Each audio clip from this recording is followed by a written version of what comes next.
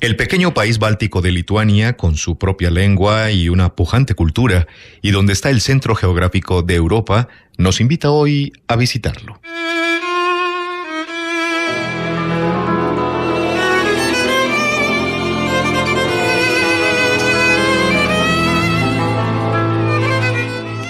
Tal vez el escritor lituano más conocido es el poeta y prosista ganador del Nobel Czesław Miłosz.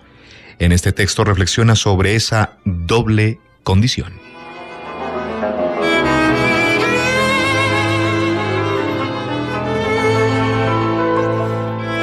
¿Arte poética? Siempre he añorado una forma de mayor capacidad que no fuera demasiado poesía, ni demasiado prosa y permitiera entendernos sin exponer a nadie, ni al autor ni al lector, a las penas de mayor grado. En la esencia misma de la poesía hay algo indecente. Brota de nosotros la cosa que ni sabíamos que dentro de nosotros existiera. Luego parpadeamos como si de dentro de nosotros saltara un tigre y estuviera de pie, en la luz, con la cola pegando en sus costados. Por eso con razón se dice que es el daimonion quien dicta la poesía, aunque se exagera afirmando que sea, por cierto, un ángel. Es difícil entender de dónde este orgullo de los poetas, si les da vergüenza a veces cuando se ve su debilidad. ¿Qué hombre razonable querrá ser un estado de los demonios que gobiernan allí como en su casa, hablan multitud de lenguas y como si fuera poco robarle su boca y su mano, intentan, por su conveniencia, robarle el destino? Porque lo enfermizo está en precio hoy en día. Alguien podría pensar que solo estoy bromeando o que inventé una forma más para elogiar el arte sirviéndome de la ironía. Había tiempos cuando se leían solo libros sabios que ayudaban a soportar dolor y desgracia. Pero no es lo mismo que hojear las miles de obras que provienen directamente de la clínica de psiquiatría. Y sin embargo el mundo es diferente de lo que nos parece y nosotros somos diferentes que en nuestro devaneo. La gente guarda pues una honradez callada, ganando así el respeto de sus parientes y vecinos. Este es el provecho de la poesía que nos recuerda lo difícil que es quedarse uno, la misma persona, porque nuestra casa está abierta, en la puerta no hay llave y los huéspedes invisibles entran y salen. Lo que cuento aquí, de acuerdo, no es poesía, porque las poesías pueden escribirse rara vez y de mala gana, a la fuerza insoportable y solo con esperanza de que buenos y no malos espíritus dentro de nosotros tienen instrumento.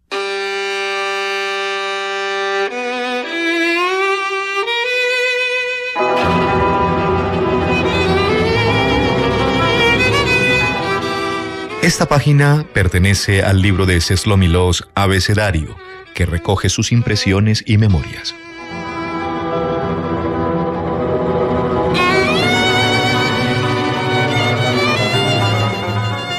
Cuando en el año 1934 me mudé a la pensión de la señora Valmorán en la Rue Ballet, justo al lado del Panteón, me encontré allí con Nadia Chodasiewicz, que utilizaba también el apellido de su ex marido Grabowski, un pintor polaco con el cual estuvo casada durante poco tiempo.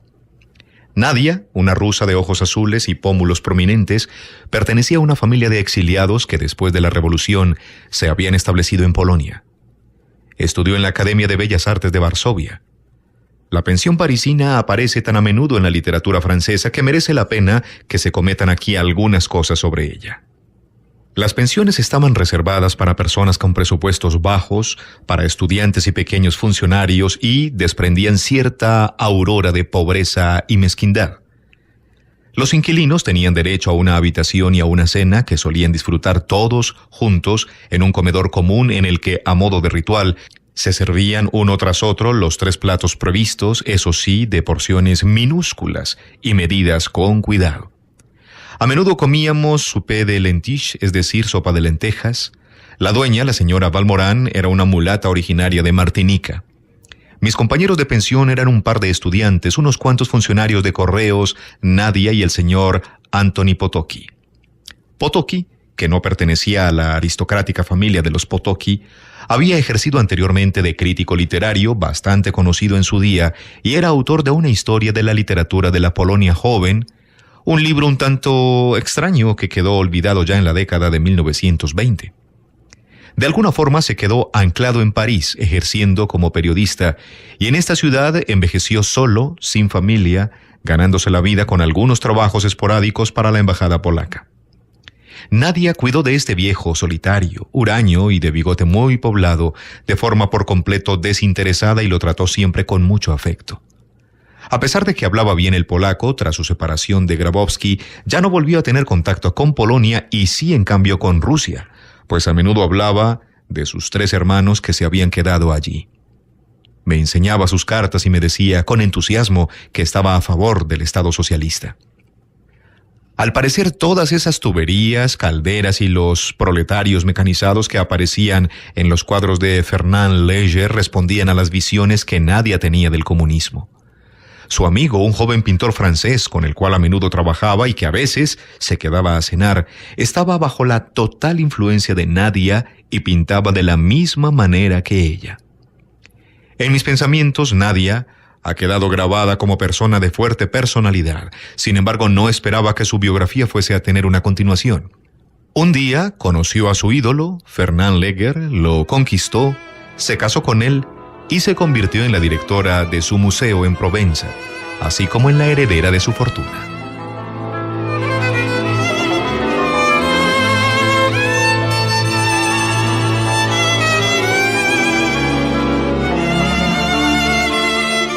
En Literatura para Oír seguimos con esta incursión en Lituania.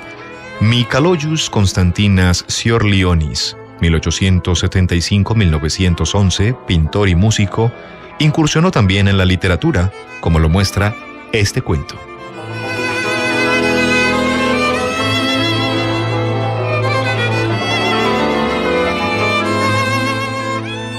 Cansado de recorrer las calles de la gran ciudad, me senté en un banquillo destinado a los mensajeros. Hacía un calor canicular. Las casas grisáceas amarillentas crujían como dientes. Los colgantes multicolores brillaban claramente, una que otra torre resplandecía dorada por el sol y la gente, torturada por el calor, caminaba lentamente, como adormecida.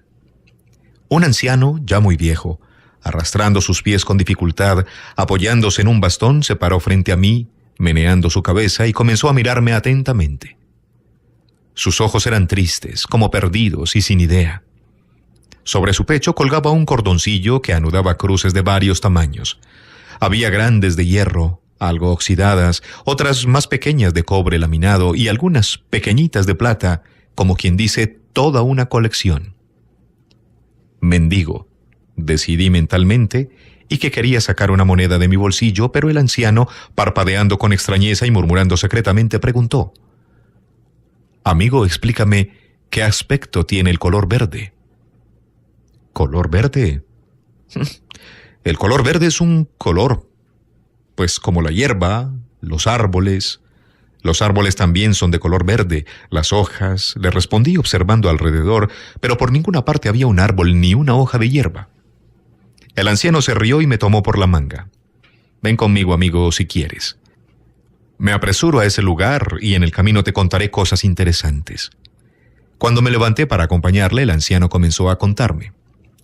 «Hace mucho tiempo, cuando era joven como tú, hijo mío, hacía mucho calor. Cansado de recorrer las calles de la gran ciudad, me senté en un banquillo destinado para los mensajeros. Hacía un calor canicular, las casas grisáceas amarillentas crujían como dientes. Los colgantes multicolores brillaban claramente, una que otra torre resplandecía dorada por el sol y la gente, torturada por el calor, caminaba lentamente como adormecida. Por largo tiempo la observé y comencé a añorar el verdor de las praderas y los árboles como el verdor de mayo. De repente me levanté y caminé toda mi vida, buscando inútilmente en esa ciudad. Seguía siempre preguntando a la gente que encontraba, pero ellos, en lugar de responderme, me daban crucecitas. Yo escalaba las altas torres, pero siempre, en todos los horizontes, siempre estaba la ciudad. Ciudad, ciudad, y por ninguna parte algo de verdor. Sin embargo, presiento que debe encontrarse en ese país, solo que tal vez ya no llegaré, pues soy viejo. Ah, si estuviera en algún lugar cercano podría descansar.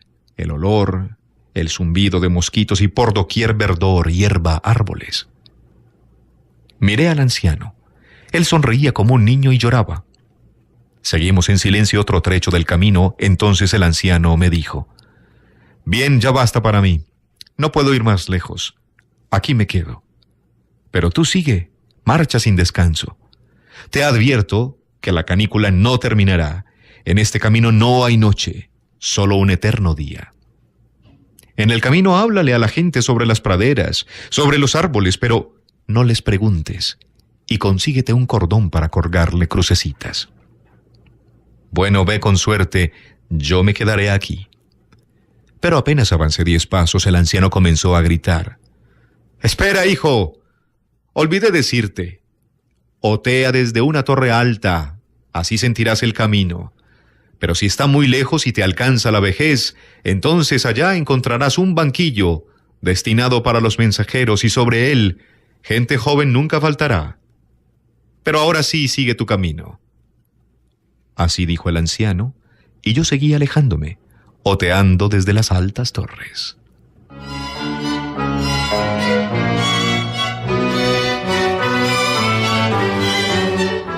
La literatura popular lituana ha conservado raíces profundas que se pueden ver en estos cuentos folclóricos.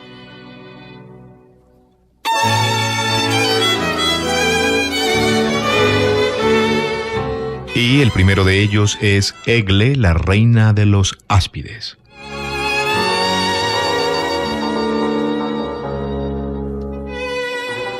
Hace muchísimos años, tantos que ya ni se recuerdan, vivía un matrimonio de ancianos. Tenían 12 hijos y 3 hijas, la menor se llamaba Egle. Un atardecer de verano, las 3 hermanas fueron a bañarse. Jugaron en el agua hasta que se puso el sol. Entonces volvieron a la orilla para vestirse, pero Egle encontró un áspid dentro de la manga de su camisa. Se asustó y comenzó a gritar. La hermana mayor cogió una estaca para ahuyentar al áspid. Y de pronto, éste dijo a Egle con voz humana: «Egle, prométeme que te casarás conmigo y me iré sin haceros daño». La niña se echó a llorar. ¿Cómo iba a casarse con un áspid? «Devuélveme mi camisa y vete», le dijo. «Solo si prometes casarte conmigo», dijo el áspid. Egle tuvo que prometer al áspid que se casaría con él. En ese momento el áspid salió de la camisa y se sumergió en el mar. A los 3 días apareció en el jardín de la casa de Egle un regimiento de áspides, reptando lentamente. Unos treparon por la valla y otros se enrollaron en los troncos de los árboles. Los encargados del casamiento entraron en la casa para hablar con los ancianos padres, y estos no tuvieron más remedio que entregar a su hija. Los áspides y la joven llegaron a la orilla del mar, y al instante se levantaron 2 enormes olas, y en lugar de un áspid apareció un muchacho joven y muy atractivo, el rey de las aguas. En el fondo del mar se celebró un gran banquete y Egle se casó con el áspid. Con el paso del tiempo, la muchacha se tranquilizó y se acostumbró a la vida bajo las aguas. Olvidó a los suyos y olvidó su tierra.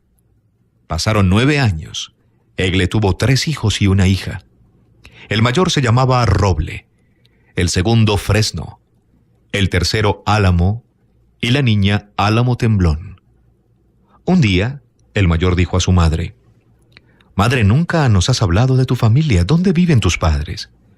Entonces Egle se acordó de sus padres y hermanos, recordó su tierra, y sintió la necesidad de volver a su país. Quería ver a los suyos. El áspid acompañó a Egle y a sus 4 hijos a la orilla del mar. «Dentro de un mes debéis regresar, que nadie os acompañe. Cuando llegues a la orilla, llámame así: áspid, áspid. Si estás vivo, espuma de leche. Si estás muerto, espuma de sangre. Si estoy vivo, vendré a buscaros, pero si la espuma es roja, sabrás que he muerto. No descubrirás a nadie cómo debéis llamarme». Egle y sus hijos volvieron a su tierra. Sus padres y hermanos se alegraron mucho de verlos y escucharon fascinados lo que Egle les contó sobre sus vidas bajo las aguas. Pero cuando les dijo que tenía que regresar en un mes, sus hermanos idearon un plan para retener a su hermana y sus sobrinos con ellos para siempre en la tierra. Una noche, llevaron a los 4 niños al bosque, encendieron una hoguera y uno a uno les obligaron a decir cómo podrían hacer salir a su padre a la superficie del mar. Los chicos, a pesar de los golpes que les propinaban sus tíos, no dijeron una palabra. Pero la niña estaba asustada y no tardó en revelar el secreto. Al amanecer, los hermanos de Egle cogieron unas guadañas y se dirigieron a la orilla del mar. Llamaron al áspid, y cuando éste apareció entre la espuma, le cortaron la cabeza con la guadaña. Pasó el mes y Egle y sus hijos debían volver junto al áspid. Los hermanos no dijeron nada y la dejaron partir. «Áspid, áspid, si estás vivo, espuma de leche. Si estás muerto, espuma de sangre», dijo Egle. El mar se agitó desde sus profundidades y se destacó entre las demás una enorme ola de espuma roja. Egle escuchó la voz de su marido entre el rugido del mar. «Tus hermanos me mataron con guadañas. Nuestra hija Álamo Temblón nos ha traicionado». Desesperada, miró Egle a sus hijos y dijo: «Que mi hija pequeña se convierta en Álamo Temblón, que tiemble día y noche, que las lluvias le purifiquen la boca, que el viento le peine los cabellos, y vosotros, mis queridos hijos, sed desde ahora árboles firmes. Yo seré un abeto».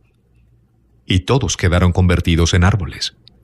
Por eso el roble, el fresno y el álamo son árboles fuertes, y el álamo temblón se estremece al menor soplo del viento.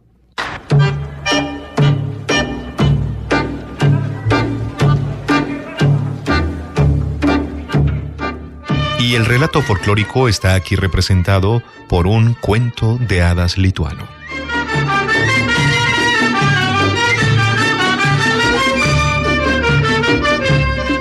Las tres princesas. Había una vez tres príncipes que, al quedar solos con su hermanastra, se dirigieron a la región de los grandes bosques en busca de fortuna. Estuvieron cazando y un día vieron a una hermosa loba de piel gris plata que deambulaba por el bosque con sus tres crías. Tendieron inmediatamente sus arcos para matarlos, pero la loba les suplicó: «No tiréis, y os daré uno de mis lobeznos a cada uno. Con el tiempo veréis que ganasteis un fiel amigo gracias a vuestra buena acción». Los príncipes, que eran de corazón bondadoso, accedieron a la súplica de la loba y prosiguieron su camino con tres pequeños lobeznos trotando a sus espaldas. A los pocos días encontraron una zorra roja que jugueteaba con sus tres cachorrillos. Se dispusieron a matarlos, pero la zorra suplicó: «No tiréis, y os daré uno de mis cachorros a cada uno. No os arrepentiréis, pues habréis ganado un fiel amigo por vuestra buena acción». Accedieron los príncipes y continuaron su camino, seguidos cada uno esta vez de un lobezno gris plata y de un zorrito rojo. Habrían pasado 2 o 3 días cuando se cruzaron con una dorada y hermosa leona que vigilaba a sus tres cachorrillos. Volvieron los jóvenes a preparar sus flechas, pero la leona les rogó: «No tiréis, y os daré uno de mis leoncitos a cada uno. Más tarde veréis qué amigos tan buenos y fieles pueden ser mis cachorros». Accedieron los príncipes a los ruegos de la leona madre y siguieron su vagabondeo por el bosque, seguidos de los lobeznos de piel plateada, de los zorritos rojos y de los dorados leoncillos. Al caer el sol llegaron a un punto de donde partían 3 diferentes caminos y en donde crecía un abedul. El mayor de los hermanos tomó una flecha y, lanzándola al árbol, propuso: «Tiremos una flecha cada uno y busquemos nuestra fortuna por diferentes caminos. Cuando alguno de los 3 regrese a este lugar, deberá buscar las flechas clavadas en el árbol. Si ve que brota leche de alguna de ellas, sabrá que el que tiró vive aún y está bien. Pero si ve sangre, sabrá que está muerto o en gravísimo peligro». Dispararon 3 flechas y, volviéndose a su hermanastra, le preguntaron: «¿Con cuál de nosotros quieres marchar?». «Con el mayor», contestó la joven sin titubear. Alejáronse pues los hermanos en 3 direcciones y la mozuela siguió al mayor. Detrás de cada príncipe trotaban un lobo gris, un zorro rojo y un dorado león que fueron creciendo hasta alcanzar con el tiempo su máximo desarrollo. Una noche llegó el mayor de los príncipes con su hermana a un castillo habitado por rudos bandidos. Abrieron estos la puerta, decididos a apoderarse de los intrusos y matarlos, pero inmediatamente el lobo, el zorro y el león olfatearon algo extraño y, lanzándose al interior del castillo, mataron a todos sus moradores. El príncipe Tomó entonces posesión del castillo y sus tesoros y arrojó los cuerpos de los bandidos a un oscuro calabozo, recomendando a su hermana: «Puedes entrar en todas las habitaciones del castillo, menos en esta». En cuanto el príncipe dio la espalda, sin embargo, entró la joven en la cámara prohibida y se encontró con que el más cruel de los bandidos no estaba muerto, sino solamente herido. «No tengas miedo», dijo el hombre al ver que la joven retrocedía. «Si haces exactamente lo que te voy a decir, seré tu amigo. Primero que nada, cásate conmigo y serás mucho más feliz y mucho más poderosa que viviendo con tu hermano. Ahora ve al armario de mi habitación, poniendo cuidado de que nadie te vea, y tráeme los 3 frascos que encontraréis allí. En el primero hay aceite que curará mis heridas. El segundo está lleno de un agua maravillosa que hará que me sienta tan bien como siempre, y el agua del tercero me dará una fuerza extraordinaria». La joven hizo lo que el bandido le pedía, pues en realidad no amaba a su hermano. Cuando el bandido sanó de sus heridas y recuperó su fuerza, dijo a la joven: «Ahora ve a esperar a tu hermano y cuando regrese del bosque con sus animales dile: hermano, sé que posees una gran fuerza, pero para probármelo y sentirme segura a tu lado, permite que ate tus dedos pulgares a la espalda con un cordón de seda. La facilidad con que rompas el cordón me dará la medida de tu fuerza. Cuando veas que no puede desatarse», terminó el bandido, «llámame». Hízolo así la joven, ató los pulgares de su hermano, pero éste rompió el cordón fácilmente y le dijo: «Hermana, ese cordón no era lo suficientemente fuerte para mí». Cuando regresó del bosque al día siguiente, la ambiciosa doncella volvió a amarrar los dedos de su hermano con un cordón más grueso. También lo rompió el príncipe, aunque no tan fácilmente como el primero, y sonriendo dijo a la joven: «Hermana, ese cordón tampoco era lo suficientemente fuerte para mí». El tercer día empleó la hermanastra el cordón más grueso que encontró. Ató los pulgares del príncipe y aunque éste recurrió a toda su fuerza, no consiguió romperlo. «Hermana», le dijo, «esta vez el cordón es demasiado grueso para mí. Desátame enseguida ahora que ya has medido mis fuerzas». Pero en lugar de hacerlo, llamó la joven al bandido, que apareció corriendo con un enorme cuchillo en la mano, resuelto a deshacerse del príncipe. Este, inclinando la cabeza, le dijo: «Ten paciencia un momento y concede a un moribundo su último deseo.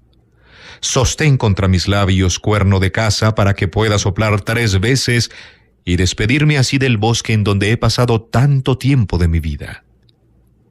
El bandido sostuvo el cuerno contra los labios del príncipe. Al primer toque se despertó el zorro y supo inmediatamente que su amo estaba en peligro. Al segundo, saltó el lobo sobre sus patas y al tercer toque se despertó el león, que destrozó la puerta de su jaula de un solo empujón. Como un torbellino aparecieron los 3 animales en la habitación donde el bandido estaba a punto de matar al príncipe. Y mientras el zorro mordía la cuerda que ataba los dedos del joven y el lobo acorralaba a la hermana en un rincón, el león devoraba al bandido de unos cuantos bocados. «No te mataré», dijo entonces el príncipe a su hermana, «pero te dejaré aquí para que te arrepientas de tu mala acción y hagas penitencia».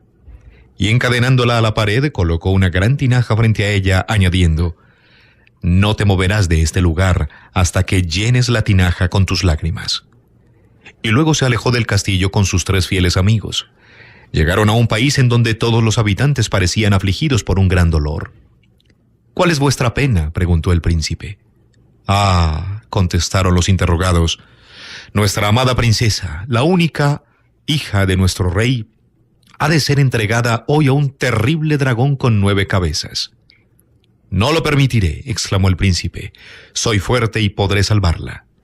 Le informaron que el dragón llegaría por la playa y hacia allí se dirigió el joven, escondiéndose con sus 3 amigos detrás de unas rocas. Poco después apareció una llorosa procesión, de la que se separaron unos hombres que colocaron a la princesa sobre la arena y se retiraron inmediatamente. Pronto se escuchó un fuerte ruido en el mar y aparecieron enseguida las 9 cabezas del dragón. Entonces dijo algo el príncipe a sus amigos en voz muy baja. Cuando el dragón llegó a la playa, la infeliz princesa gritó aterrorizada, y en ese momento se adelantaron el zorro, el lobo y el león. Se detuvieron, sin embargo, repentinamente a la orilla misma del mar y, dando la espalda al monstruo, arrojaron con sus colas enormes cantidades de agua salada a los 18 ojos del dragón. Detúvose entonces unos momentos, cegado y enfurecido, y avanzando entonces el príncipe con 9 golpes de su espada, dejó sobre la arena las 9 cabezas, mientras que el león, el lobo y el zorro daban cuenta de lo que había quedado del monstruo. La princesa, que había contemplado la escena asombrada y horrorizada a la vez, se arrojó en los brazos del príncipe y le dio su anillo y la mitad de su pañuelo en señal de que solamente con él se casaría. Inmediatamente lo condujo a la carroza que la esperaba. Durante el camino, sin embargo, el cochero y el lacayo que conducían la carroza, envidiosos de la fortuna del príncipe, urdieron un malvado plan. ¿Por qué hemos de llevar a este extranjero al palacio?, se preguntaron. Matémoslo, y diremos que fuimos nosotros los que destruimos al dragón, y así uno de los dos se casará con la princesa y nuestra fortuna estará hecha. Golpearon al príncipe en la cabeza y lo arrojaron a una zanja, calculando que pronto lo devorarían los cuervos y los buitres. Mientras tanto, los 3 animales habían acabado de despedazar al dragón y siguieron el camino que habían visto tomar a su amo. Cuando lo encontraron tirado en la zanja malherido, se entristecieron sobremanera y discutieron qué deberían hacer. A los pocos minutos se alejaba el león y mataba un buey, al que dejó tirado en el campo bajo la vigilancia del zorro, que se escondió tras unos matorrales. No tardaron en aparecer los cuervos y darse un festín con el buey, pero en cuanto se posaron sobre él, saltó el zorro y, agarrando a uno de ellos, se lo llevó con todo cuidado al león, que junto con el lobo vigilaba al príncipe. «No te haremos nada», dijo el león al asustado cuervo, «siempre y cuando vueles hasta el castillo del bandido y traigas los 3 frascos de agua milagrosa». Le explicaron dónde los encontraría y se alejó el cuervo. A su regreso, 3 gotas de los frascos bastaron para curar al príncipe y devolverle toda su fuerza. Al punto, marchó al palacio del rey, a quien mostró al anillo y la mitad del pañuelo entregados por la princesa como prueba de que él era su salvador. Mientras celebraban sus bodas, el cochero y el lacayo se hallaban ya encadenados en un oscuro calabozo. Sin embargo, las aventuras del príncipe no terminaron aquí. Al día siguiente, paseando con sus 3 animales en los bosques que rodeaban el palacio real, se perdieron. Ya de noche vieron una hoguera en la cual una vieja quemaba ramas y hojas secas que juntaba con un pequeño rastrillo. «Ayúdame a juntar leña», dijo la vieja al ver al príncipe, «y te llevaré hasta el palacio». Pero en el momento en que el príncipe y los animales tocaron las ramas, quedaron convertidos en piedras planas y de suave superficie. La vieja era una malvada bruja, celosa de la belleza y ávida de destruirla en donde la viera. Ahora bien, aquella misma noche, el más joven de los 3 príncipes llegaba al abedul donde habían clavado las 3 flechas. Estaba muy avanzada la noche cuando llegó, así que durmió cerca del árbol y al despertar vio que manaba sangre de la abertura hecha por la flecha de su hermano mayor. «Está muerto o en grave peligro», exclamó. Salió tan deprisa como pudo con sus 3 amigos, los animales, y no tardó en llegar a la ciudad en donde el príncipe había salvado a la princesa del dragón. Al contemplar al recién llegado y a sus acompañantes, todo el mundo, aún el mismo rey, creyó que se trataba del esposo de la princesa. Pero ésta se dio cuenta de que no era él y pidió a su cuñado que saliera a buscar al príncipe, perdido desde la víspera. El mancebo, seguido de sus amigos, llegó a donde la vieja recogía ramas y hojas para avivar el fuego. «Ayúdame a reunir mi leña», pidió la mujer, «y te ayudaré a encontrar al príncipe». Pero tan pronto como el doncel y los animales tocaron las ramas, quedaron convertidos en piedras. Aquella misma noche dormía el segundo de los príncipes cerca del abedul, y cuando al despertar vio sangre bajo las flechas de sus hermanos, exclamó: «¿Están muertos los 2? ¿O en gravísimo peligro?». Galopó todo el camino hasta que llegó al palacio. Fue recibido por el pueblo y el rey como si fuera el príncipe perdido, pero la princesa se dio cuenta, una vez más, de que no era su esposo, y lo envió a los bosques explicándole la desaparición de sus hermanos. Dirigióse el joven en busca de los príncipes, pero al entrar en el bosque, pegó su oído a la tierra. Le pareció escuchar a lo lejos un débil murmullo como si sus hermanos y sus animales lo llamaran. Escuchó también el chisporroteo de una hoguera y, guiado por el sonido, encontró a la bruja, juntando ramas y hojas.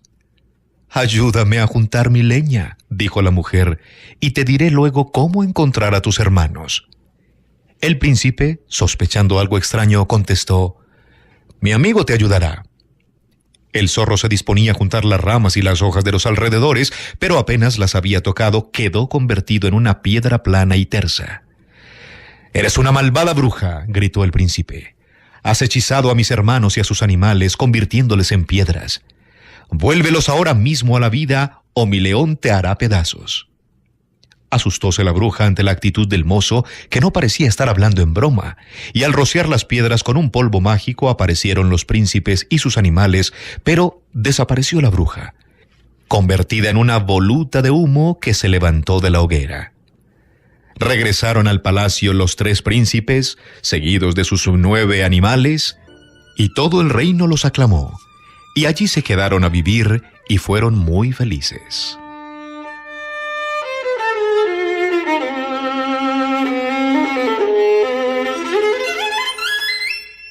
Hoy en Literatura para Oír, aires lituanos: Czesław Miłosz, Mikalojus, Konstantinas Čiurlionis y 2 cuentos tradicionales.